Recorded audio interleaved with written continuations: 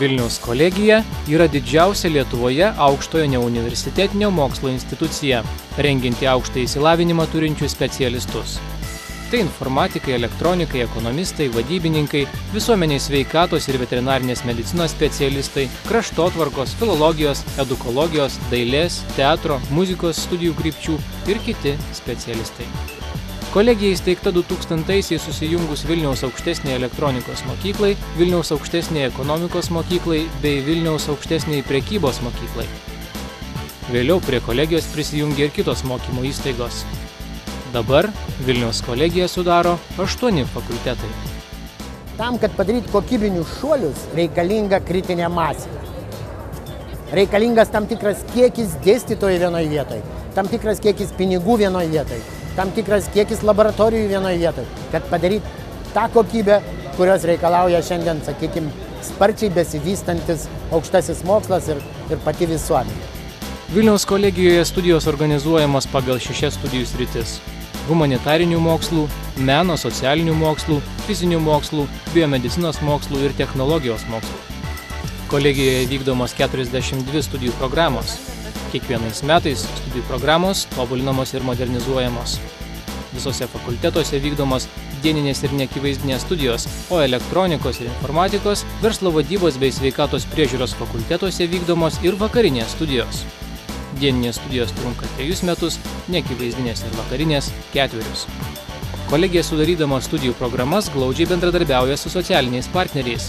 Tai leidžia kolegijai lanksčiai reaguoti į darbo rinkos poreikius ir prognozes. Čia rengiami paklausiausių profesijų specialistai – inžinieriai, slaugytojai, buhalteriai, turizmo, draudimo, reklamos vadybininkai, o studijos glaudžiai siejamos su praktiniu būsimosios profesijos mokymu. Čia yra kolegijų stiprybė, todėl kad mes rengiam konkrečioms darbo vietoms. Reiškia, jau konstruodami studijų programą, mes ją darom tokią, kad jinai tiktų būtent darbui konkrečioje darbo vietoje.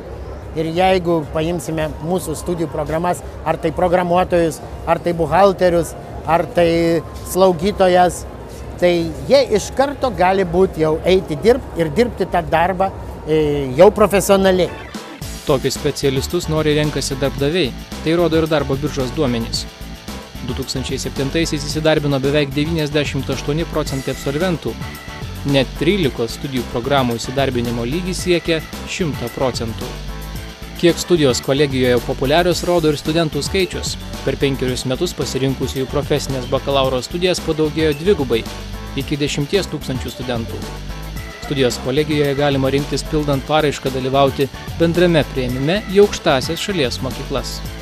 Dalyvavimas kartu su universitetais bendrame priėmime iš tiesų mus reitinguoja. Nes bendras priėmimas parodo, kiek tu esi populiarus Lietuvoje. Bet jau 2 metai mes dalyvaujam ir rezultatai tik gerėja. 2006-aisiais daugiau kaip 3000 stojančiųjų pirmojų pageidavimų nurodė Vilniaus kolegija. Sėkmingai baigusieji Vilniaus kolegiją toliau studijas gali tęsti Lietuvos ir užsienio universitetuose. Baigę kolegiją absolventai gauna profesinio bakalauro diplomą.